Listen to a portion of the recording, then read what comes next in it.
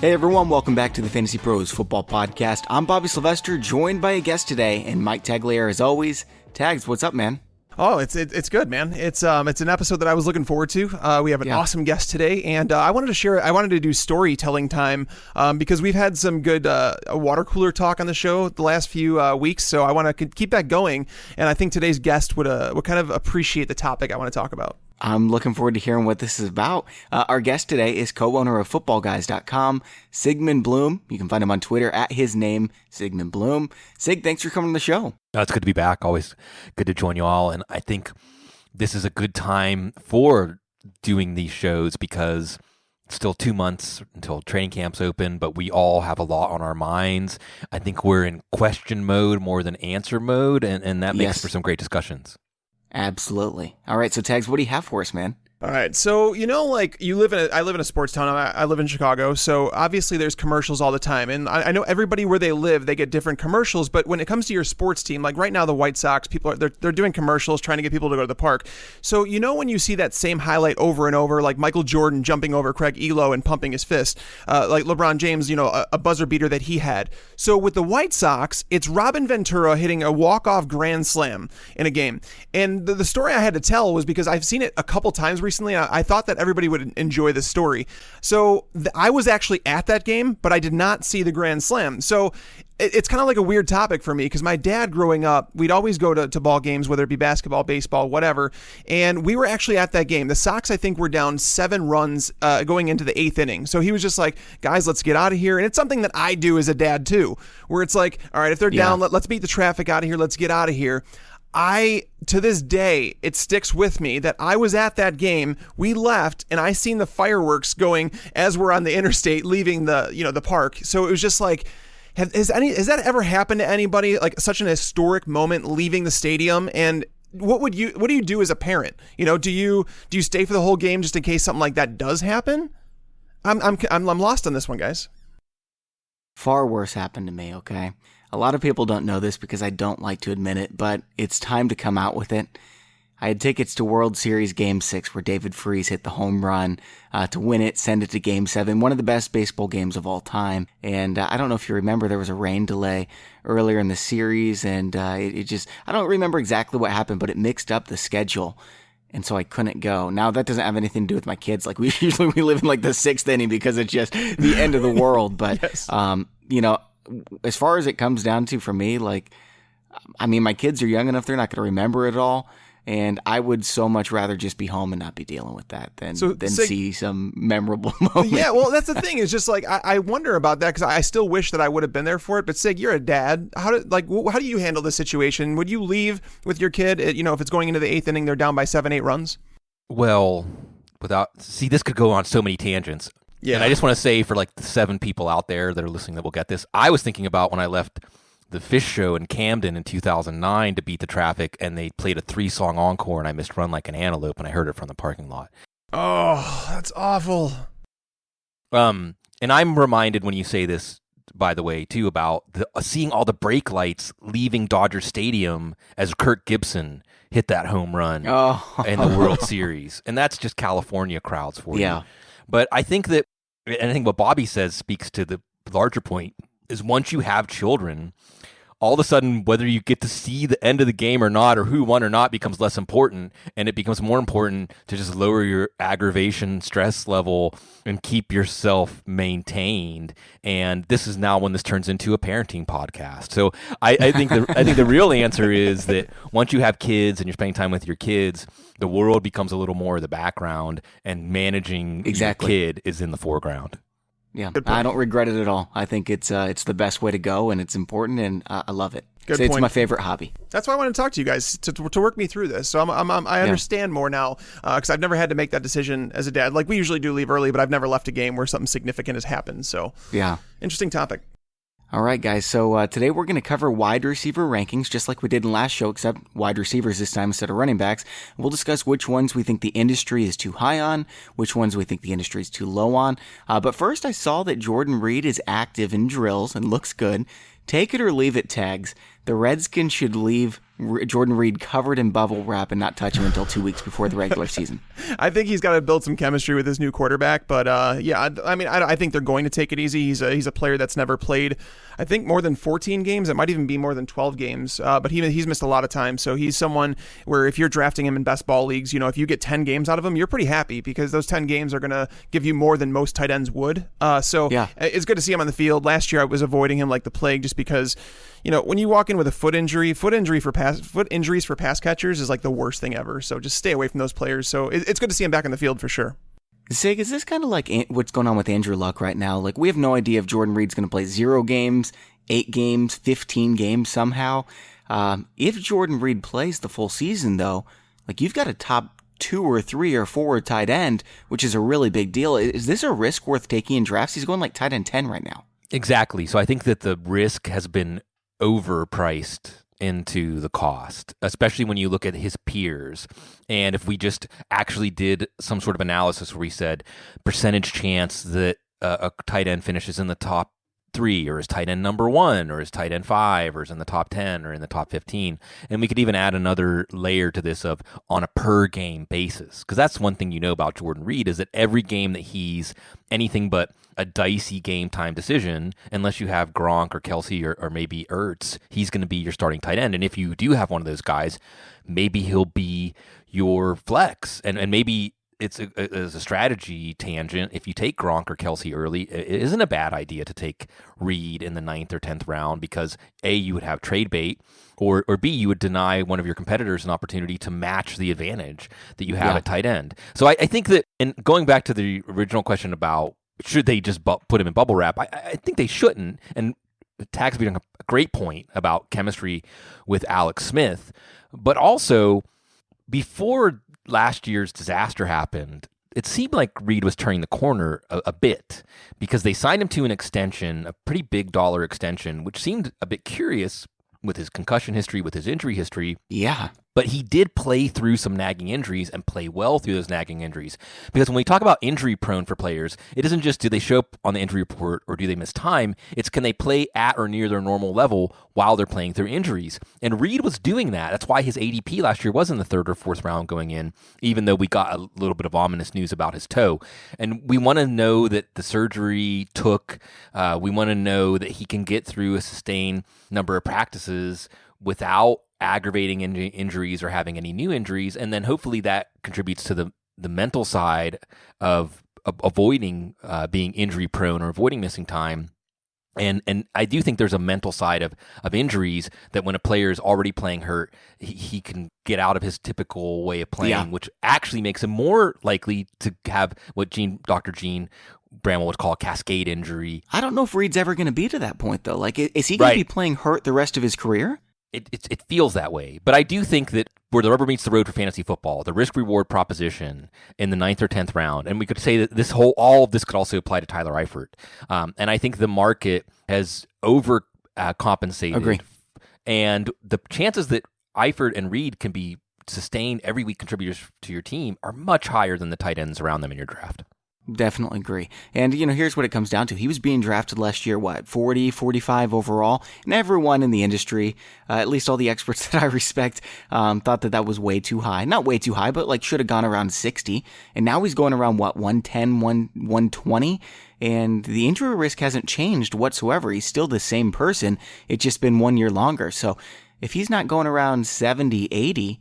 I think that it's too low. We're going to be talking tight ends here in a little bit, but it was just a nugget I wanted to bring up since it was relevant news. All right, the other news, and I guess it's also not as exciting, Brandon Marshall finally signed. It's with the Seahawks. Sigmund, if Marshall were available to you in the last round of your draft, would you even draft him then, or does he have absolutely zero value in a standard league? I wouldn't draft him. And some of this is because when he was with the Giants last year, he just looked washed up. He looked like somebody who didn't have any game left.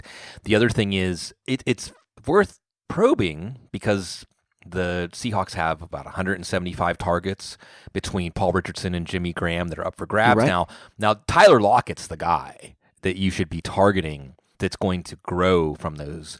But maybe this would affect Jerron Brown status as a late round sleeper, or maybe if you are looking deep at tight end and want someone like Ed Dixon or Nick Vanette, especially those two tight ends, because Marshall gives them that big wide receiver that they don't really have among their group. But I'm not even sure that Marshall will make the team at this point. Great point. Yep. And then you got Brian Schottenheimer saying we're going to run. We're going to run when they know we're going to run.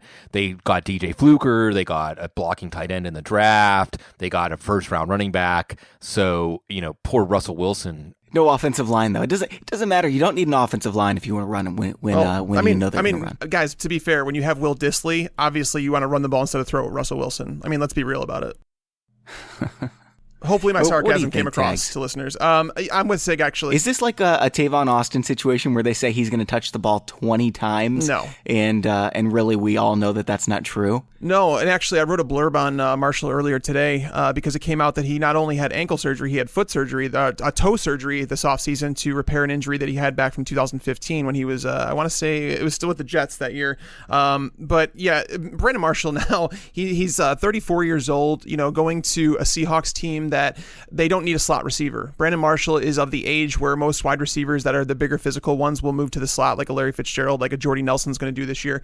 And, they're going to become that possession style receiver. I'm sorry, Doug Baldwin's not moving out of the slot. That's not happening. He's probably the best slot receiver in the game. So to talk about Brandon Marshall on the perimeter, playing against some of the best cornerbacks in football, because, you talk about their division, you have Patrick Peterson there. The Rams have overhauled everything. Like, Brandon Marshall's not, I'm not convinced he makes the team, and I don't know why they signed him, to be honest with you. I think Des Bryant would have been a better signing for them. And on top of that, Brandon Marshall, at his press conference when he started talking about, when he was signed with the Seahawks, he said that, I'm going to be honest with you, I'm not in great shape. I need to get back in football shape and need to do this. I'm not feeling great. When you're his age, trying to work your way back from multiple injuries. Yeah, seriously, just avoid Brandon Marshall right now.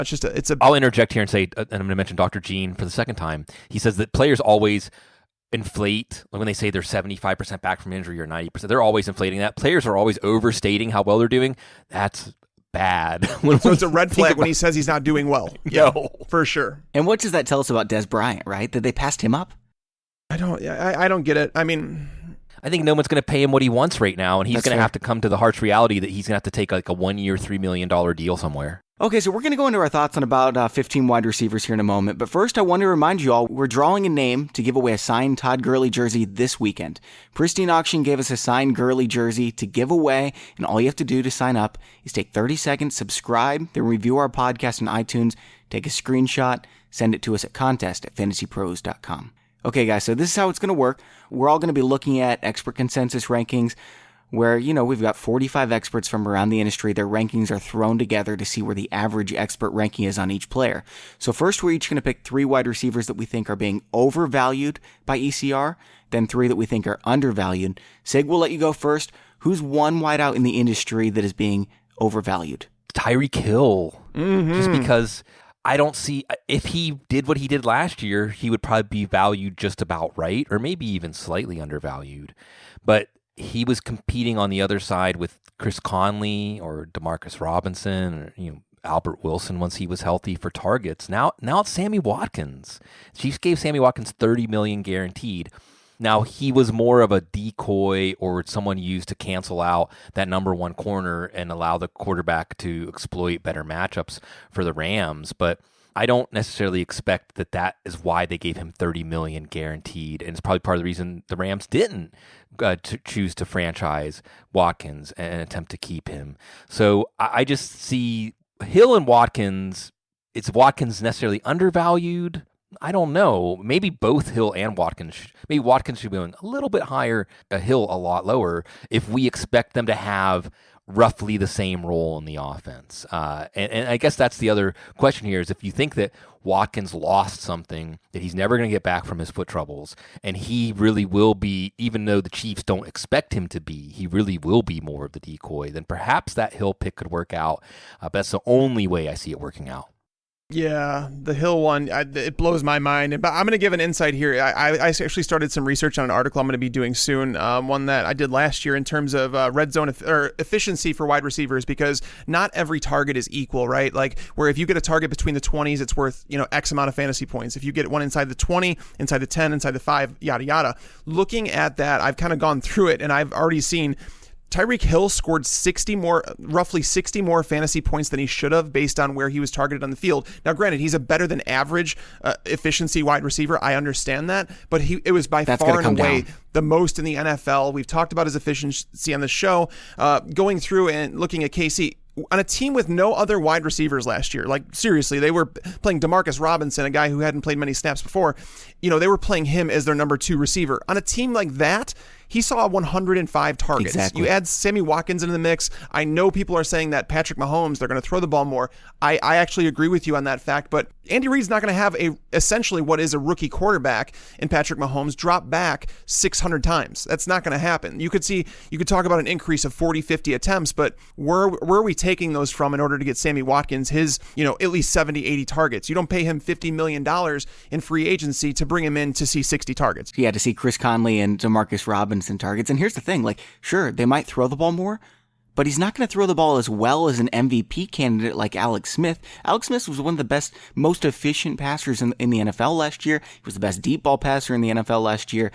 If Tyreek Hill gets 100 targets this season in that offense, he's not going to do anything. I'm not that he's not going to do anything. He's not a wide receiver 1. Right now he's number 11 in ECR. Sammy Watkins is 30. I've got them 22 and 25 respectively. Yeah, and on top of that, his schedule is the absolute worst among wide receivers. And, while others, you can talk about other positions, but I'm talking about, I look at cornerback matchups, and I've went through the entire schedule. And so he's going to face the Chargers twice, who have a just nasty cornerback duo. You're going to play them twice. He's going to play Jacksonville. He's going to play against Patrick Peterson. He's going to play against the Rams, who have done a complete overhaul. He's got Denver a couple times. He has a brutal schedule. So, even if you want to sit here and say that his targets are going to be, close to what they were, which if you get to 105, I'd be surprised. His efficiency is not going to be where it was with the schedule that he has. So yeah, I'm with Sig on this one. There's no way that Tyreek Hill should be drafted as a top 12 wide receiver. I was going to put Tyreek Hill number 1, and I wrote it down initially in my notes, and I was like, who am I joking? If Sig doesn't bring him up, Tags is going to bring him up, and I'm sick of Tags, and I just saying the same person every single time, so I just left him off my list. But for what it's worth, Tyreek Hill is my clear-cut number 1, and, I actually expect the industry to come down on him quite a bit.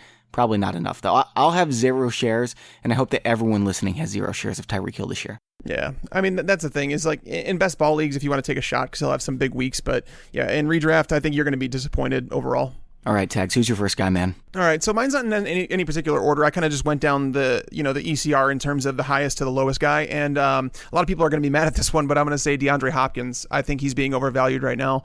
I'm a fan of DeAndre Hopkins, the player. I think he's he's got insane body control. His hands are solid. Once it gets in the red zone, it's like you put it in his area, he typically comes down with it. With that being said, last year was one of the most efficient seasons that we've ever seen from a quarterback with Deshaun Watson, the touchdowns. DeAndre Hopkins, over the last 5 years, his 11.6 targets per game, that ranked 5th most in the last 5 years. So he was getting targeted a ton. We know that. That's no secret. Will Fuller's obviously going to be back on the field. Kiki QT is already turning heads. And Sig, I think the last time we had you on, Sig and I were raving about Kiki QT and that we're big fans of his.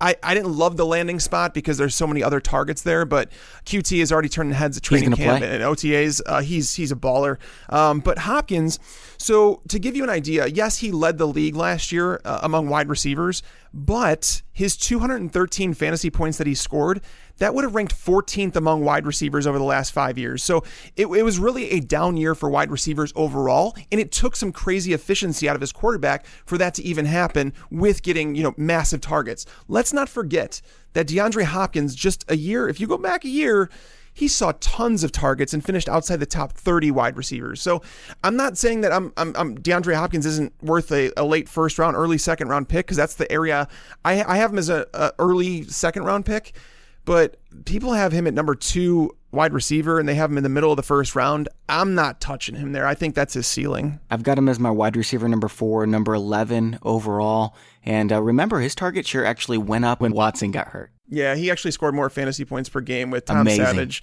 which is kind of crazy, but it actually did happen. But Sig, where are you at on this? Do you think that Hopkins being a little overvalued? No, I'll actually go counter and say that he's valued just right, mid-first round pick. And you already brought up one of the important points here is it wasn't just Deshaun Watson. With TJ Yates, too, he was wide receiver, a high wide receiver one. He was a weak tilter on your team. It really, if we look back at 2016, it was Brock Osweiler. It was like in terms of clue, like it was Brock Osweiler in Reliant Stadium with his right arm, and that's what murdered DeAndre Hopkins' value. But then you go back to 2015. And, well, there's DeAndre Hopkins again as an elite wide receiver one with Brian Hoyer. We don't know how good he can be with Deshaun Watson over a whole season yet. And we don't know how good this offense can be yet. I'm excited about Bill O'Brien saying, now I can install an offense for Deshaun Watson. Remember, they did this all on the fly last year. Stubbornly, for some reason, they wanted Tom Savage to remain the starter and all offseason. What was the story about? Watson barely took any first-team snaps in camp. They didn't even prepare for the contingency, the possibility of Watson becoming the starter. So I'm excited about one of the things I really like in drafts is unknown upside. I like it when we can say we don't know how good this player can be. This would be like Todd Gurley last year. We don't know how good Todd Gurley can be with Andrew Whitworth and John Sullivan and an actual competent play caller, et cetera, et cetera. I feel that way about DeAndre Hopkins, and he's only 25. He's actually 26 this week, but he's on the ascendant part of his career. So I'm fine with investing in him at his cost. I'm never going to downplay the introduction of Kiki Cutie to the conversation, and it is possible maybe that if Fuller stays healthy all year and Cutie is as good as some of us expect him to be, that might actually be the limiting factor, just because when you play Jacksonville, you're going to say, okay, fine, we won't throw to Hopkins because we've got guys like a Cutie on the inside that can still hurt you. So it's possible, but I'm fine with him. So real quick, I want to ask, is the upside with Devontae Adams not higher than DeAndre Hopkins? It might be the same. I mean, I think that certainly there's an argument for Adams finishing in the top 5 this year because of the lack of proven targets in Green Bay and what he did, much similar to Hopkins. Like, look what he did with Brett Hundley. What can he do in a whole season? So I think that absolutely Adams deserves discussion as an undervalued guy. Gotcha. That's what I wanted to make sure, because I felt like you can get him like at least 1 round, if not 2 rounds later, because I see him going late second, early third. And then if you wanted to, you can grab one of those workhorse running backs in the middle of the first. That's basically what I'd rather do. That's the reason, because I have Hopkins as my number 5 receiver. So I'm not like crazy down on him or anything. It's just, I just feel like he's being a little overvalued where he's at. For me, I think the limiting factor is Watson, and we've talked about this pretty extensively, so we're not going to go into it again. But and also, I just can't see drafting him over Odell Beckham or Julio Jones. I can't do it. I'm sorry. Yeah, Julio, I think some people are letting him fall into the second round, and I think it's a mistake because if you look at it, last year was essentially Julio Jones's floor. Julio Jones has never done what DeAndre Hopkins is, where he had 151 targets and finished outside the top 30 receivers. Like that, if Julio Jones is healthy for 16 games, you're getting a top 6 receiver. Like that's happening. And like I said, that last year was his absolute floor. And it goes back to the saying where you can't win your draft in the first round, but you can definitely lose it. So Julio, as long as he remains healthy, I think he's a safe late first round pick. Everyone thinks he's so injury prone too, and that's just not really the case. He plays through injuries and everything, but yeah, last 4 seasons finished wide receiver 8, wide receiver 2, wide receiver 6, wide receiver 6. That's exceptional. All right, my number 1 guy here is T.Y. Hilton, and here's the thing about T.Y. Hilton. This is unbelievable. He was not a flex play that's a top 45 receiver or better in 11 out of 16 games last year. And I know Andrew Luck was gone, but even if Luck comes back, are we willing to say this is a wide receiver 1? Yes. I actually think that right now the variable here is the percentage chance that Luck's going to be okay, and we just barely touched on that when we were talking about Jordan Reed, and it's scary, and where the Luck and Reed situations are different, or we don't have any information on Andrew Luck really, and it's ominous that he hasn't thrown a ball yet, and it's certainly possible that this year's going to go exactly like last year, and believing anything but that is silly. However, put whatever stock you want into off-season OTA reports, but T.Y. Hilton from all reports sounds like he's ready to have, at least from the things that he can control, the best year of his career. Now, the last time we saw him, he was a wide receiver 1 in 2016, and that was with Andrew Luck playing with a bum shoulder, so it's possible Luck could be better. I think that another exciting thing about T.Y. Hilton this year is much like I was referring to with the Rams. Now you've got Frank Wright and Nick Sirianni. You've got a possibility. You had Quentin Nelson hopefully firming up this offensive line, gives them a little more flexibility inside, and hopefully an offense that is getting a lot more out of what Andrew Luck can provide, even in Andrew Luck in the Chad Pennington part of his career, than what we saw before. I think even in the worst case scenario where Andrew Luck doesn't play again this year, things will get better than they were with Jacoby Brissett last year. I think Jacoby Brissett's going to improve. I think that T.Y. Hilton, in the right situation, could probably produce in the top 5. He was, depending on your scoring system, a top 5 receiver. He caught 91 for 1448 in 2016. So I think that if Andrew Luck is okay, and even 80 or 90% of what he was before his injury, and let's face it, he probably was 80 or 90% of what he is while he was playing hurt in 2015 and 2016. And Hilton's already shown that he can produce as a wide receiver 1. If you can get him in the 3rd round, I'll take that. He could. He's been a top 20 wide receiver 2 out of 4 seasons, though. Well, that's the thing. So during his time he played with Luck, I have him here. He finished in between the wide receiver 5 and the wide receiver 24 every season, which is it's more consistent than I thought it would have been, because I know Hilton's up and down. And looking at his overall boom and bust numbers, he's actually, over his career, he's only posted wide receiver 2 or better numbers 43% of the time. Now, it's not a terrible percentage, but it's more in line with Bobby. I think it comes down to, when we're talking about that, that 10 to 12, 10 to 15 wide receiver range, it's like a dark area. Like, once you get past Doug Baldwin, and Keenan Allen and AJ Green, that tier, it's like wide open. Allen Robinson is being valued a little bit below where I think he should be. I think his ADP is like wide receiver 18. Expert consensus is 16. I have him at 12. But T.Y. Hilton is in that conversation because of what he's done over the years and giving Luck the little bit benefit of the doubt. But if Luck doesn't come back, obviously that's going to knock him down my draft board, because last year, I don't even know if I would have wanted him as a wide receiver 3, because I think that there were 3 or 4 games all season where he was actually usable. So it really comes down to the fact that who are you taking over him here? It's you get to Tyreek Hill, you get Stephon Diggs, Amari Cooper. None of these guys are a sure thing. So you're talking about a guy who's been there before, he's done that. So I think that's, ideally, he's your number 2 wide receiver. But if you take a couple running backs in the first 2 rounds and then you grab T.Y. Hilton in the 3rd, I don't think it's the worst thing. I'm definitely taking Tate over him. Golden Tate? Yeah, Golden Tate. Not in a standard, I wouldn't. But in a PPR probably, yeah. But in a standard, I wouldn't, though. Demaryius Thomas has been better than him every single year of their careers except for once. I think I'd take Demaryius Thomas over him as well, now that he has a competent quarterback. Yeah, again, he's one of those players in that tier, like the Alshons, the Marvin Jones, Demaryius Thomas. Those guys, you could say that they're safe. Demaryius Thomas is a safe player. He's a safe wide receiver too. I just don't think he comes with the upside that someone like T.Y. Hilton does.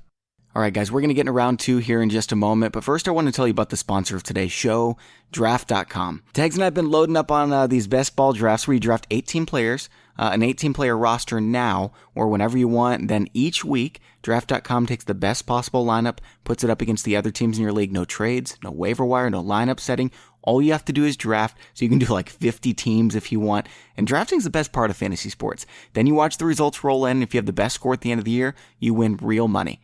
Anyways, if you want to give this a try, and believe me, it is awesome, go to fantasypros.com/offer. All you have to do, deposit $10 to draft.com, which you can win real money with, by the way, and you'll get a 6-month upgrade to our highest premium package at fantasypros.com.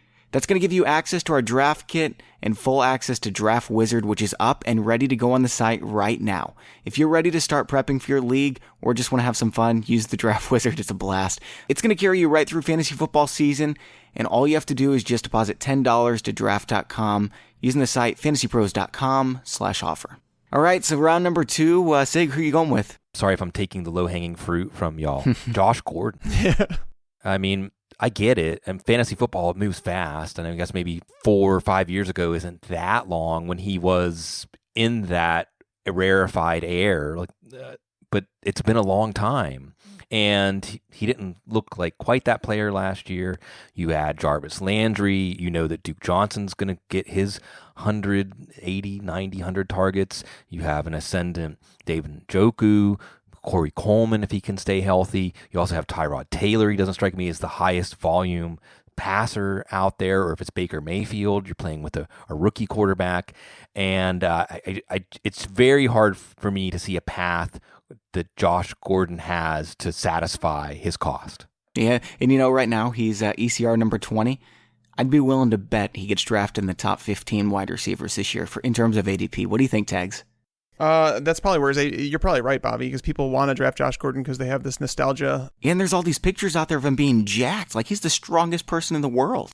So is Christian McCaffrey, too, and that's why he's going to be a workhorse, right? No, but in reality, though, I have... so it's funny you mentioned this, Sig, because I have Josh Gordon and Jarvis Landry at the same thing. Like, I have them in my overvalued list. I have two groups of wide receivers, actually. Gordon and Landry are being overvalued. I think Landry is, too. Even at wide receiver 25, I have him down wide receiver 36. Whoa. And then I also have the Vikings wide receivers as overvalued in terms of there's no way that both of these guys are going to finish there. Like, Adam Thielen, the wide receiver 12, Stephon Diggs, the wide receiver 14. And the reason I'm saying this about them, the reason I'm saying this about the Browns receivers is because of a stat that I came across earlier. There were just 3 teams in the NFL last year with 2 wide receivers with over 96 targets. Can you guys name who those teams were? 3 teams with 2 wide receivers over 96 targets. They have to be wide receivers? Over 96 targets, huh? It was, so one team was Detroit, obviously, Marvin Jones, and Minnesota? No, actually, Minnesota did not make the list. Stephon Diggs was at 95 targets, but Miami and the Jets. Those were the 3 teams. I would have never guessed the Jets. Exactly. That's what's crazy about it, right? They had Robbie Anderson and Jermaine Kearse, so they were really top-heavy offenses. But the Browns, this one I want to hammer home because the Browns, they have the same head coach, right? And when you have the same head coach, things are not going to drastically change moving forward with so many pass attempts, right? They did bring in Todd Haley. I understand that. But the bigger piece is they brought in Tyrod Taylor, a guy who has never thrown the ball 450 times in a season. Okay, last year, Cleveland's leading target getter, 61 targets among wide receivers. They're number 2, 57. They're number 3, 50. And they were playing from behind all the time. Exactly. Last year, their pass attempts, they ranked 9th in the NFL in pass attempts last year. Do you think that they went out and got Carlos Hyde and they drafted Nick Chubb to throw the ball, 600 times again? They did not. They're going to run the ball more than they ever have. And because of that, the target share is going to come down. It's so bad. Like, Tyrod Taylor is never going to lock on to just one receiver in that offense. It's going to be a mess. And Gordon's going to have weeks. Landry's going to have weeks. But they are not going to be consistent options on your fantasy team. And where they're being drafted as every week wide receiver 2s. And that's just... Landry's come down a ton. And so I didn't even think to list him because he's at 25 now. I'm like, yeah, finally he's coming down. You're right. It is not nearly far enough. And Gordon, that's just laughable at 20. Like, I want to hope, I want to see him come back and just be amazing, but wide receiver 20, folks, that's higher than Brandon Cooks and Golden Tate. No way. Yeah, no, it's kind of mind-boggling, honestly. And Jarvis Landry, he's averaged over 140 targets in his time with Miami. And granted, they might use him differently, but with the wide receiver core they have with Corey Coleman, with Josh Gordon, he's going to play the slot. He's going to take some targets away from Duke Johnson. Duke Johnson is another one who's being overvalued right now. It's just there's only so many targets to go around, and when you actually do projections, you sit down and you do them, you'll realize that it's hard to give any of these guys more than 105 targets, and that's essentially what you need to get into the top 20 receivers. You need at least that many. It's incredible. It's incredible we're talking about the Browns this way. They don't have enough targets to go around to all their weapons. They have a good team, and Baker Mayfield, I have faith in him, and I think next year it's very possible that we're talking about, him producing a couple, fantasy relevant wide receivers, but Tyrod Taylor's starting for a while. They didn't trade the first pick in the 3rd round for Mayfield to start week 1. All right, Tags, who's your number 2 guy? So I mentioned Thielen and Diggs. Those guys are, I feel like, you're going to be disappointed with where you're drafting those guys. The efficiency out of Minnesota is really good. But the next player I'll mention, I don't want to take the easy one in Juju Smith-Schuster because him at 22, I mean, we talked about it on the one show, our stat show, where he ranked outside the top 55 in targets per game last year. We don't need to go into that. But Devin Funchess as the number 28 wide receiver is kind of crazy. He's that high? Yeah, I was shocked at that one, and the reason I say that, people that listened to the show last year, they know, I've gotten people say, Mike, did you ever get props for your Devin Funchess love last year? And I was like, no, but it's fine. As long as I helped you, that's all that matters. But Devin Funchess was never going to be a true number 1 receiver. You wanted the targets with him. The problem is that last year, Kelvin Benjamin was traded away, okay? Greg Olsen was hurt. They didn't have DJ Moore. You add in all these things, Christian McCaffrey, Greg Olsen, DJ Moore, where are his targets coming from? Devin Funchess, even with the great scenario that he had last year, in our weekly rankings, I remember Devin Funchess was right around that wide receiver 24 to wide receiver 30 range every week. and that was fine. That's exactly where he belonged. But now you're telling me things haven't changed since they added DJ Moore and Greg Olson's coming back? I think that's nuts. I have Devin Funchess way down. I want to say I have him as my number 39 or number 40 wide receiver. Yeah, I've got him there as well. I just checked, he's number 40, and I'll tell you where the targets are coming from, Tags. They're coming from Cam Newton, which is not good. All right, my number 2 guy, again, I thought about mentioning Juju. We've talked about him so much this offseason. We love him. We're rooting for him. Don't think it's a good way to draft him that high. My next guy, though, is Will Fuller. He didn't prove start worthy in any of his last 6 games, and I understand that Deshaun Watson wasn't there, and you all know how I feel about Deshaun Watson as well. But I mean, you remember Marvin Jones was great for a few weeks, then nothing. So why does Will Fuller's similar stretch mean that he's amazing? It was just a 5-game sample size with Deshaun Watson. We talked about the touchdown regression. That's obvious. I think his ADP is actually going to be higher than where his ECR is right now because the experts get it. But I think the experts are still far too high on Will Fuller. Yeah, Sig, where are you at on Fuller? Because obviously you like Hopkins and you're high on him. I know you like QT like I do. And I was one to mention that the underlying thing, like with them drafting Kiki QT, is that it was going to negatively affect Will Fuller's potential upside. And I still stand by that. So I'm obviously with Bobby. I have Fuller down.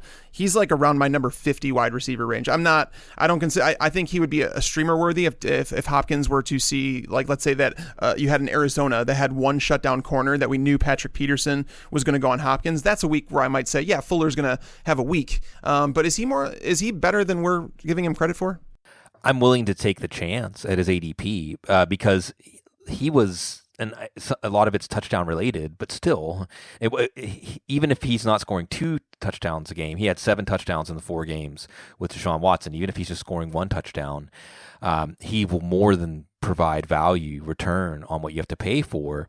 And what I would like about him, or QT, and I would say this: if you don't like Will Fuller at his ADP, then you should be putting a 13th, 14th, 15th, 16th round pick away for Kiki QT, because Deshaun Watson showed last year that he's going to think big when the play breaks down.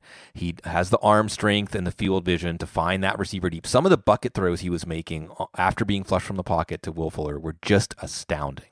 So there's going to be value there. And why I'm okay with taking Will Fuller at ADP is you're taking him not to be one of your core receivers. You're taking him as your 3rd, 4th, 5th receiver. And I think around the 5th, 6th, 7th round of your draft, you're lowering the importance of risk and upping the importance of the reward. And we see what the reward is. Yes, it's a limited sample size, but let's be accurate. The upside here, Will Fuller for those 4 weeks, I'm not sure exactly what he ranked. I'm guessing it was in the top 5 or 8 wide receivers. So even if he's just doing that as your flex or your wide receiver 3 and doing it every other week instead of every week, I'm fine with that. I'm fine with, and really there's a theme here. Like, I'm fine with investing in the Houston offense, whether it's Lamar Miller or Deshaun Watson or any of the top 3 receivers, Deontay Foreman. I think this is an offense where we're not sure how productive it can be. I don't think we can really say, though, that it's possible that it can be every other week. I mean, Keelan Cole was incredible for a 5-week stretch, right? When Blake Bortles was the number 1 quarterback for 5 weeks, just like Deshaun Watson was for 5 weeks, Keelan Cole was the number 1 wide receiver in fantasy football during that time, and nobody's given him this high praise like Will Fuller because he had the hot 5 weeks. It's just that Fuller's happened at the start, and everyone forgets what happened at the end. I can't draft Will Fuller unless it gets to like wide receiver 50.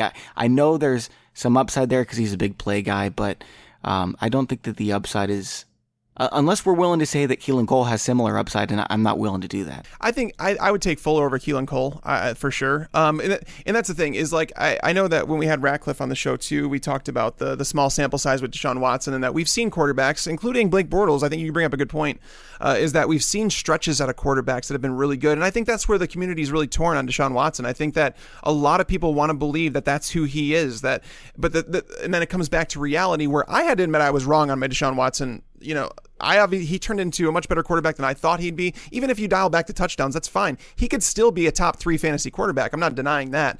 But we do know the touchdowns are going to come back. We do know that there's a top dog in Houston, and it's not Will Fuller. So I think unless there's an injury to DeAndre Hopkins, I think Will Fuller, it's hard for me to imagine him being a consistent wide receiver 3, which is where the experts currently have him. And Yeah, I understand for the upside if you get him outside that range to have him on your bench is like someone who could turn into more, but I just think that it comes down to how high you are on Watson. If you're high on Watson, then I understand moving Fuller up the list, though. All right, Sig, we're moving on to wide receiver number 3 here that is overvalued.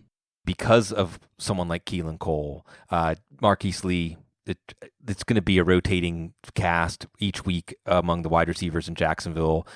Best ball, fine. I'll take Lee. I'll take Westbrook. I'll take Cole. But I'm not touching any of them in a league where I'm going to have to rely on them over options I know are more stable. Tags, I'm guessing you don't like this one as much because you seem to like Lee, at least from our previous conversations. But I'm with Sig here. I don't want any of these Jags receivers, and it's not that I don't like them. Just there's so many of them. So I have Marquise Lee on my undervalued list. Wide receiver 47. I think he's being undervalued. The Jags are one of the teams that actually he's going to play 0 shutdown cornerbacks this year. He has none on his schedule. And on top of that, I'm not a big Moncrief guy. I don't think that he's going to all of a sudden just turn into something that he's never been with Andrew Luck. D.D. Westbrook, Keelan Cole, do I think that they're players? They're fine. But Marquise Lee is the one that they re-signed instead of Allen Robinson. They're the one that they brought back. And if you look over the last 2 years among targets and wide receivers, I want to say Marquise Lee was, I know he's in the top 30. It might be top 20 for targets over the last 2 years combined. So he's been getting the volume. And one of those years was with Allen Robinson on the team playing the entire season. So if Blake Bortles has, in fact, taken a step forward in his career, I think Marquise Lee is being undervalued as the number 47 wide receiver. Like, personally, I would take Marquise Lee over Will Fuller today. Wow, man. 47 is pretty deep. I mean, yeah, I think I'd take him right around 47. I'm looking at the guys around him. I'd rather have Josh Doxson. Y'all know how I feel about him. Calvin Ridley, even as a rookie, I would take him. Mike Williams is interesting to me. Terrell Williams is way back there. He's at number 70, and I've got him ahead of him as well. So, I think 47's about right for Lee. So I can't be the tiebreaker. Sorry, guys. All right. Bobby, did you have any more overvalued? Yeah, I've got one more. You get to go first. I do need to correct something, though. Keelan Cole was not the number 1 fantasy receiver. He was number 2 right behind Tyreek Hill. So sorry, guys. I lied. Oh. That changes everything. But no, yeah. So I honestly, we already covered mine. I'm good right now because a lot of them we had the same ones. I had Will Fuller on my list. Josh Gordon, I had him there. I had Tyreek Hill. So yeah. Yeah, my other guy's Emmanuel Sanders, and Tags, I think you share the same sentiment here. His career is it's kind of dwindling down. Last year, he was wide receiver 3 or better just twice. I know they brought in help with Case Keenum, but they also brought in help in the receiver corps because they think that Sanders is done. So I'm not interested in him whatsoever. Yeah, his 2017 was very weak. Bottomed out 6 yards per target, which is really, really low. It's the worst of his career. But he did have 7.7 targets per game. That ranked 17th among wide receivers. So I do think that he offers more upside than maybe you're giving him credit for, but I also don't believe he belongs at number 32. You're basically buying that built in that he's going to have massive increase in efficiency, and that's fine to expect some. But I think that by going up to number 32, I think he's also overvalued up there. Much rather have Chris Hogan, Cooper Kupp, Jamison Crowder, DeVante Parker. The list goes on and on. So yeah, he's not close to 32 for me. All right, guys, let's switch it up. We'll go the opposite direction. Players that are being drafted too low or that the experts are too low on at this point. Tags, we'll let you go first on this one. So this one is hands down, and I'm really hoping his ADP stays where it's at. I'm hoping his consensus stays where it's at because I'm going to take DeVante Parker. I haven't moved on yet. DeVante Parker, former first-round pick, 6'3", 220 pounds. People talk about the fact that he's a bust. I don't think he's a bust because of the reason you think. I think it's been a health concern because there have been 25 games where he's played and he's seen at least 5 targets. In those games, he's averaged 68.2 yards, 0.3 touchdowns. Those are low-end wide receiver 2 numbers. He did that with Jarvis Landry on the team, mind you, who's now Cleveland Brown, which we talked about. I just think it's rare. So I think DeVante Parker is locked in for 100 targets. By the way, I mentioned that. There were 2 wide receivers on Miami last year that had 105 or more targets. Did you know they were the only team that had 3 wide receivers with more than 83 targets, or 88 targets, I'm sorry. They had 161 for Landry, 105 for Kenny Stills, 96 for Parker, and that was in an abbreviated season. So DeVante Parker is essentially locked in for at least 100 targets, and I think there's a ceiling for 120 or 130 targets. If he's getting that many targets, I want him on my fantasy team. I think people are running too soon from this. He's been really good when he's on the field, and if he stays healthy, he's going to finish as a top 30 wide receiver with upside for more, because obviously that's why people were drafting him there the last couple of years. Those are some good stats, man. I had Parker on my list just in case you took my other guys. He wasn't the guy I was planning on talking about, but yeah, I'm with you on Parker. Sig, where do you stand? Are you on the opposite end on this one? No, I think it's a good one with Landry gone, whether it's Stills or Parker or Mike Gesicki. Somebody in Miami is going to outproduce their ADP. Yes, and it's possible that Danny Amendola does, because they're now talking about him getting a lot of targets, but he's never held up to a big workload. Him and Albert Wilson pretty much share the same position on the field, so you can't say that both those guys are going to produce unless they're running a whole bunch of 4 wide receiver sets, because, well, it's just not going to happen. But yeah, Parker's he's like that alpha dog that you, like I said, you do not get to draft guaranteed 100 target receivers, where's he going right now? In the 7th or 8th round? Like, that's just crazy. Well, you do, because Jamison Crowder's going there too. Well, Jamison Crowder's undervalued as well. Yeah, big time. In fact, that's my guy. I'm just going to jump in right now. Tags, I knew you were going to talk about Jamison Crowder too, but I beat you to the punch this time. Alex Smith loves passing to guys like this. There's really not that much competition there. Doxson's the guy that teams cover with their top cornerbacks, and I think Doxson is more talented, but Crowder fits in this offense into the scheme that Alex Smith prefers to play a little bit better. He's still so young too. Like, he's been getting better each year, even when people think that he's not going to get any better. He's going as wide receiver 38 last year. That's too low for me. Yeah, I agree. Sig, where are you at on Jamison Crowder? He's been one I've been banging the drum all off season, saying buy him in Dynasty, buy him wherever you can, because his value will increase this year. Washington's offense in general, I think we might be underestimating because of how well Alex Smith played. Alex Smith, I mean, we could just go across the board here.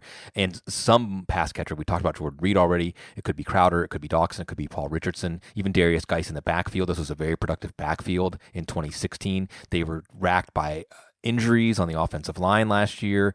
So this could be an extremely productive offense. And absolutely, when you think of Alex Smith, and now I know there's some blurbs about, he's throwing more contested catches, trusting more his receivers more, which would be especially good for Doxson because that's his game. Crowder's the guy who's going to create the most separation and get those free 7, 8, 10-yard gains that Alex Smith likes to take. Yeah, he's so good week to week, too. Since week 8 in half PPR, and he's a lot better in PPR, obviously. He was a wide receiver 1, wide receiver 3, 2, 1, 3. First time he wasn't out of 3, and then 2, 2. Jamison Crowder was on fire at the end of last season. He just, every single week he comes to play. Yeah, Chris Thompson being out definitely helped boost those numbers. I'm not going to pretend that they didn't, but at the same time, we can't pretend that Chris Thompson's going to come back the same player from a broken leg. Yeah, I think that's fair. All right, Sig, let's go with your first guy who is undervalued right now. Julian Edelman. I mean, he's going to get a ton of targets. But there's 3 viable receivers in this offense. They might all 3 be undervalued in Gronkowski and Hogan and Edelman. And I just don't see how he's not around 100 catches or 6, 7 catches a game. I don't see how he's not going to return to that growing role in the red zone he had before his injury. And I would expect Julian Edelman to flirt with top 10, top 12 numbers. He's a ridiculous discount. So I think Edelman is being undervalued in PPR. In standard, I don't feel like it's bad, because if you go back to when he played all 16 games in his age 30 season, he finished as the wide receiver 22, which is fair in a standard league. That's where I kind of view Edelman's ceiling, because he's 32 coming off a torn ACL. That's not great. It is advanced age. Now, granted, Edelman is like this little grinder that just keeps coming back for more. So I don't want to write him off, especially with the chemistry that he has with Brady. I have him closer to the ECR, actually a little bit below the ECR, just because of the advanced age, and just I think that Tom Brady's actually going to take a little step back this year, and that's kind of built into my projection for him. So it's just that there's more risks than usual when it comes to age with Tom Brady and Julian Edelman. But I agree with you on Gronk. I think some people are starting to undervalue him, where he could still produce, but I'm just worried about him coming off the injury at his advanced age. Well, the thing with Gronk is that I think he's the same player as he's always been. Tight ends, they mature later and everything like that. So I think Gronk is still within his prime. The difference is now he's competing with Travis Kelce and Zach Ertz. They're right up there with him, whereas in years past it was just Gronk in the top tier. Maybe even just the second tier all by himself because no one was even close, and now they are. Yeah, no, and that's the thing. The Patriots offense, it comes down to the one thing I did notice when going through strength of schedule and looking at that stuff is that, the Patriots do pay attention to that. Like where if a team is struggling in a certain area, the Patriots will attack it. It seems like common sense. I get it, but the Patriots are one of the teams that actually do that. And the Patriots, their schedule for the run game this year looks pretty solid.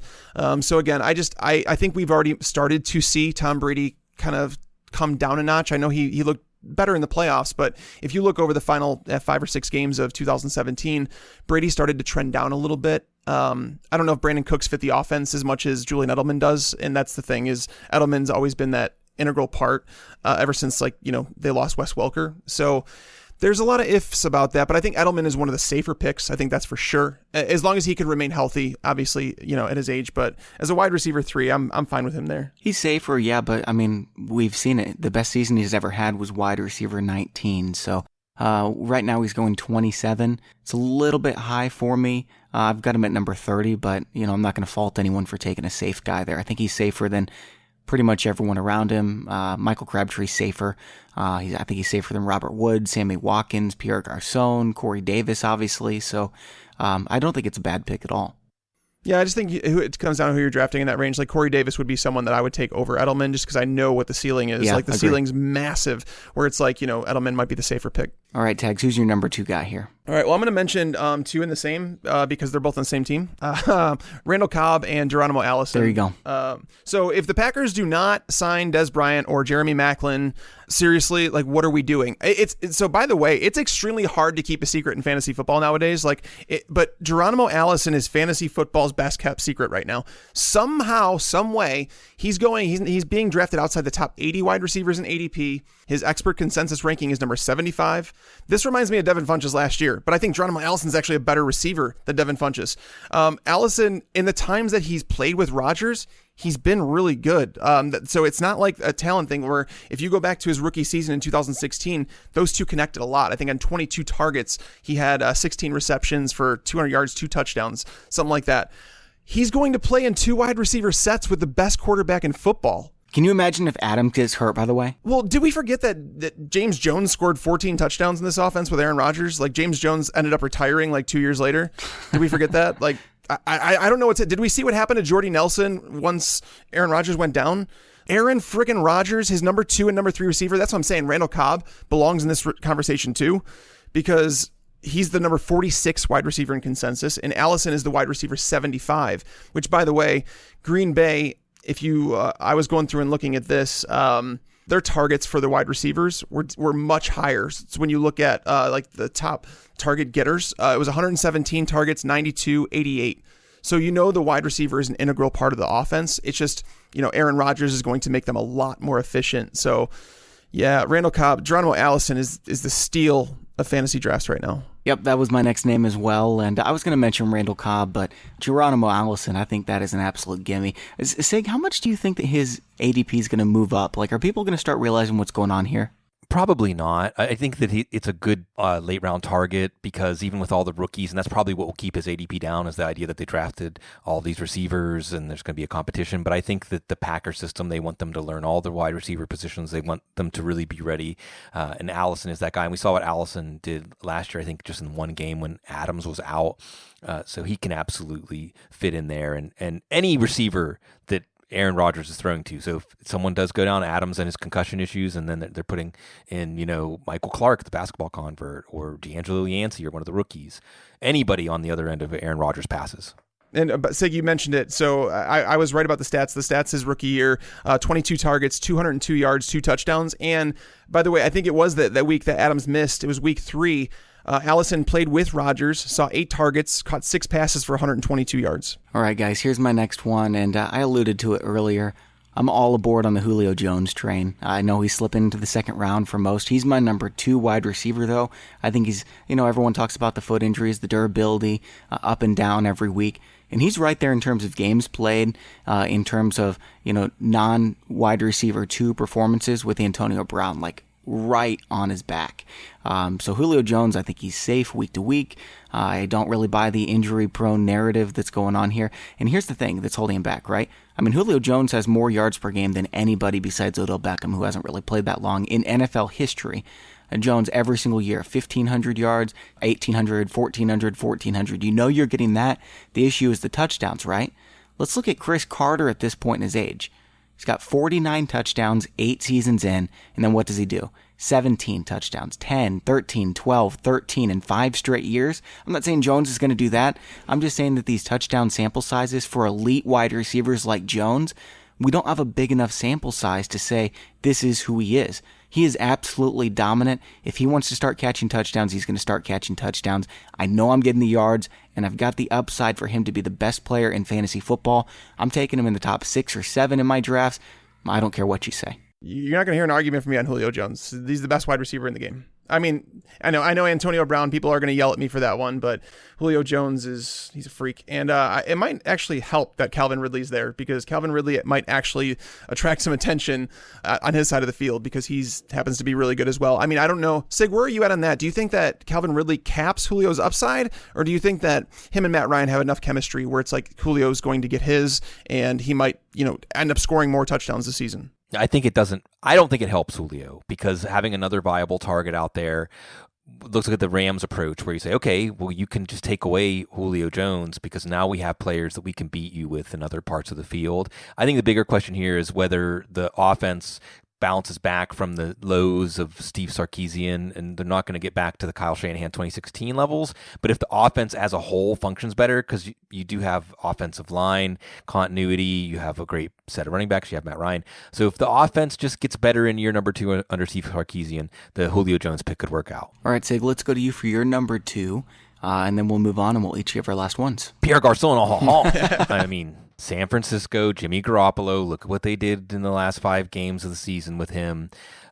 Think about what even Garçon did, I believe, as a number 1 receiver in a Kyle Shanahan offense. And it seems to me like the higher range of outcomes for him is triple-digit catches in this offense. It seems like easy to want to take him, a layup where he's going. Yeah, it was weird that they didn't draft a wide receiver that would walk into a role. I mean, because the thing is like, I know Dante Pettis, obviously they traded up to get him. I don't know if he's going to walk into like a significant role. And I'm kind of confused with what San Francisco is doing here. And I understand that Kyle Shanahan, he's like, you don't need the alpha wide receiver in today's NFL. He's like, if you have it, great. I had Julio Jones. That's great. He's like, but you don't need it as long as you have guys who can do their job. And I think Marquise Goodwin, I think we know what he does well. Pierre Garçon has become that possession style receiver. But where does that put Dante Pettis in the mix, with Trent Taylor? Are they going to mix those guys in?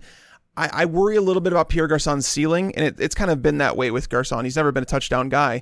But with Jimmy Garoppolo, I would think he's a safer low-end wide receiver 3. But the question is how high do you think his ceiling is? I think his ceiling is right there where Larry Fitzgerald was last year, right? I mean, Sig just mentioned it. He could have 100 receptions. Right last season, Fitzgerald had 109 receptions. And because of that, 1,156 yards, 6 touchdowns. That's not a bad ceiling. That's a wide receiver number 1, guys. Oh, I mean, if he can do it Larry Fitzgerald season, I'd be shocked. Because I mean, I know last year it's hard to take away from that because he wasn't playing with Jimmy Garoppolo, but I don't think that they're going to ask anybody in this offense to step up and be that 130, 140 target guy. I think it's just, I really do think it's going to be a mix, and I think Marquise Goodwin being on the field with Jimmy Garoppolo last year for the time that he kind of developed that relationship, and those two kind of hit it off. Marquise Goodwin, I think, was a top 12 wide receiver when Jimmy Garoppolo was starting, so I don't think that he totally abandons him either. And by the way, how is Jerick McKinnon going to get like 80 receptions or whatever that beat reporter is expecting? So, when you kind of look at everything, it's tough for me to find a whole bunch of targets for Garçon, but though I do think he's safe, it's just, again, it comes back to how do you want to build your team? Like, I think Sig is just like that veteran guy. He wants Julian Edelman. He wants Pierre Garçon. Those are proven producers where it's like, you look at Corey Davis, you look at DeVante Parker. These are guys that aren't going to be as safe as those guys, but they have, higher upside. Well, the last time Pierre Garçon played a full season with Kyle Shanahan, he had 167 fantasy points. Last year, Larry Fitzgerald had 152. Well, Pierre Garçon was also like, 6 years younger. He was a few years younger, yeah.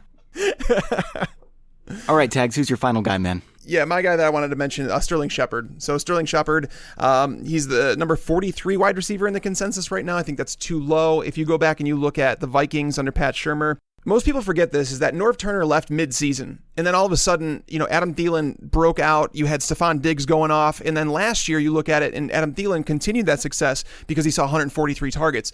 And if you go back to 2016, you would see that Stephon Diggs, when he was playing a lot more of slot. The reason that Adam Thielen got into the slot later in the year was because Stephon Diggs was hurt throughout that year.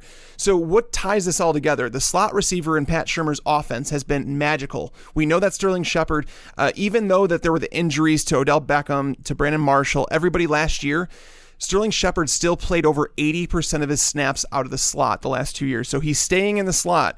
Odell Beckham obviously gets a lot of attention on the perimeter. You have Evan Ingram to pull away some attention from him. You now have Saquon Barkley. Sterling Shepard is all of a sudden the forgotten man in this offense. But I think that Pat Shurmur's offense is going to play to his strengths more than it's going to play into someone like Odell Beckham's. And it's not to say that, Beckham's can't produce, because he's going to. But I think people are undervaluing Sterling Shepard right now. That's fair. I think 43 might be a little bit too low, but it doesn't matter what the offense does. Beckham's going to get the ball. And I agree. I think Ingram takes a step back, and so I think Shepard improves. But, it's the same thing we've been talking about with some of these other guys. How many yards and targets are there to go around with Eli Manning? We're talking about Eli Manning. I think it changes, man. I think it's a competent offense this year. And Shepard showed the ability, even with Brandon Marshall on the field, even with Beckham for a game. He had 4 games with 7 catches or more last season. So he's shown us he's able to produce. He has some chemistry with Eli Manning, even though Eli Manning was awful last year. I shouldn't even say awful. He was below par. But I'm just saying that Sterling Shepard showed let's not pretend that Odell Beckham hasn't missed time with injuries before either. If he's not the same player coming back from injury, if he gets nicked up, has a soft tissue injury, all of a sudden Sterling Shepard is a guy that you want in your lineup every single week. So you don't have to draft him like that. His ADP is outside the top 40, so you're able to get him as a bench wide receiver. And I have a feeling that people are underestimating the Giants' offense with Pat Shurmur. I think he does change the entire atmosphere there, and I think that it's actually going to be a team that produces a lot of fantasy points. Over under 20 interceptions for Eli Manning. Under? He's got 230 for his career, man. I say under. Sig, what's your take on the Giants? Before we get out of here, I know Bobby's got one more, but what's your take on the Giants' offense in 2018? Well, Eli seems to be undervalued, because if Odell Beckham is Odell Beckham, and Evan Ingram is Evan Ingram, etc., even Sterling Shepard at an ADP that might be too low, and Saquon Barkley, then you add up the numbers and Eli Manning is too low. And this is another one of those situations where, like the Rams, how much better will this offense be? You add Nate Solder, you add Will Hernandez, you add Pat Shurmur, you also add a coach, whether it's Pat Shurmur or anybody else, that isn't Ben McAdoo, okay? Much like Jeff Fisher, I think this team was demoralized. I think from what we could see last year, they were basically going through the motions. The team issued a statement to the effect of, we are going to fire Ben McAdoo, but as an organization, we just don't fire coaches midseason. So how much was this team really playing for him? And of course, we saw the air go out of the balloon in the offense without Odell Beckham. So we're going to see a lot better offense. The question is how much better, but that makes all of the Giants exciting propositions. For the people that I ticked off by saying Eli Manning's going to have 20 plus interceptions, you guys will be happy to hear. I won't be surprised at all if the Giants make the playoffs. I think they've got that kind of talent on their roster, and I think there is going to be a big improvement offensively and defensively. I've actually got them as my number 13 DST right now, so I do like the Giants. I think Eli's obviously on the back end of his career.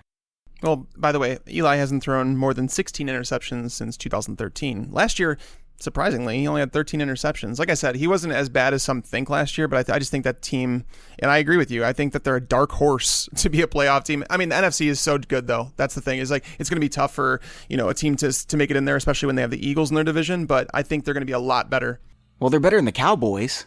Oh, obviously. But that's what I'm saying, is they're going to be a lot better team than people are might think. Yeah, I was just throwing that in there because I always get so much hate from Giants fans. And the thing is, they were bad last year. I think Eli is extremely overrated, but I'm saying you guys are better than the Cowboys, okay? Take it easy on me this time. All right, I do have one more, and then Sig's going to close us out. My final name, I can't decide. I'm just going to say them both. I can't decide between Chris Godwin, who's the starter now for Jameis Winston, and Josh Doxson, who was just shut down last year by the number 1 cornerback in every single game, it seemed like. I can't believe he put up the stats he put up against the matchups he had. It was by far the hardest schedule of any wide receiver out there, and it was Josh Doctson getting thrown into the fire. Yeah, I mean, he was thrown into tight coverage quite a bit, and that's the thing is, like, Alex Smith hasn't been a risk taker over his career, and if you look at NFL's next-gen stats, he throws into tight windows the lowest amount in the NFL. He just avoids, and that's why his interception numbers are so low. So Doctson needs to show that he can create separation. It's not to say that he can't,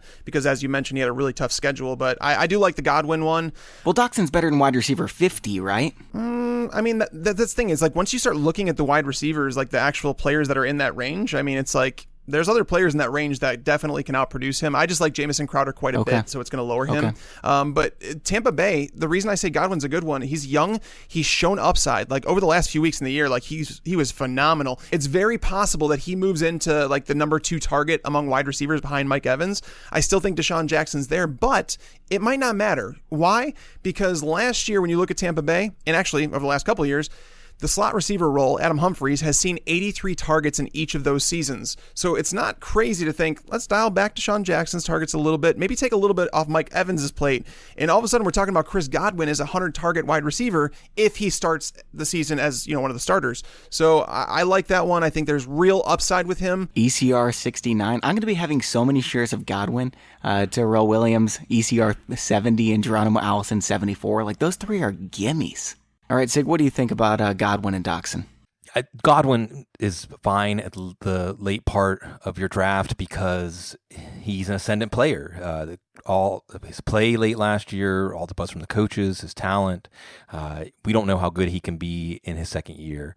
Doctson, I think that we need to see, and at least we're hearing an emphasis on the idea of Alex Smith throwing to receivers that don't have a lot of separation, and think that Jordan Reed's health is going to be important here because with Reed and Doctson, one of the two of them should be the favored red zone target, and that could be a key there. But again, I do think Washington is an offense that if we look at the production, the size of the fantasy pie last year in the running and passing games, it's likely to be larger this year, and where you decide the biggest growth is going to be might be the point of contention, but looking in that offense for someone that's going to outperform ADP is a good idea. Yeah, and they just got Paul Richardson as well. They just had a running back in the draft. You talked about Jordan Reed coming back, so there are some question marks there for sure. I like Doxson's upside a little bit. So Sig, let's finish off with you. Who is your last undervalued player right now? Well, I may regret it, but I always want an opportunity to give Smokey Brown some love. There you go. And we alluded to this a little bit talking about draft strategy and how draft strategy can make a player undervalued or overvalued more than whether that you like them to produce at the level that is expected or not. And I look for players that I'm going to take late in my draft that in the first 2 or 3 weeks, I'm either going to have something or I'm going to cut them and move on. And I think John Brown, he fits that perfectly because we know he can play. That's not the question. John Brown can play. He's going to have tons of opportunity. He's the best deep receiver for the big arm quarterback. And as long as the sickle cell related nagging injuries that have really sapped in fantasy value the last 2 years don't pop up this year, you're going to have somebody that at the very least you like as a matchup play or as an upside flex play. And then we wait to see. But if I can get someone with John Brown's track record of being an excellent player in a situation where he's going to have a ton of opportunity, I'll take him well ahead, 2, 3, 4 rounds ahead of where you can get him. Now I'm sure he's not getting drafted in every draft, basically. I'm happy to take John Brown as part of my team, and we'll see where it goes. It's not like he's old either. He's just 28 years old, and you remember in 2015, he started 11 games, had over 1,000 yards. Yeah, no, John Brown, we're rooting for him. A friend of the show. We had him on the show last year, and the health issues, I'm just rooting for him as a person. Seemed like a really good guy. But yes, the talent's always been there. And honestly, for as much as we trash Joe Flacco for not being an elite quarterback, if there's one thing he does well, he can chuck the deep ball. He's got an arm to get it downfield, and John Brown's got the speed to do it. Plus, he's going to throw 600 times. Well, that's just what Joe Flacco does. Right. Last year was weird. Like the Ravens, they dialed back the pass attempts a whole lot. It was really really rare. Only in weeks 1 and 2, though, man. After that, it was completely normal. He was throwing as much per game weeks 3 to 17 as he did the year before. He was just playing with a back injury in weeks 1 and 2. Yeah, 565 pass attempts last year. So, I mean, they dropped down because they're usually in that 600 to 610 range. So, yeah, for sure. I mean, Michael Crabtree being there, they drafted a couple receivers, they drafted a couple tight ends. There's so many like mouths to feed there, but John Brown was someone they signed at the beginning of the free agency too. So it wasn't like it was like he was just waiting around to try and land a job. He was one of the first signings in free agency. All right, guys. Well, that's all for today's show. Sig, really appreciate you coming on. Lots of fun as always. Always a pleasure, guys. I look forward to any opportunity to appear here. And remember, guys, we've got the Todd Gurley jersey giveaway going on right now. All you have to do, subscribe and review on iTunes, take a screenshot, send it to us at contest@fantasypros.com before the weekend, because we're going to choose a winner. And thanks again to the sponsor of today's show, draft.com. If you use fantasypros.com/offer and deposit $10, you're going to get a 6-month free upgrade to our highest premium package. For Mike Tagliere, I'm Bobby Sylvester. Thanks for listening and enjoy your football. I just wanted you to watch me dissolve.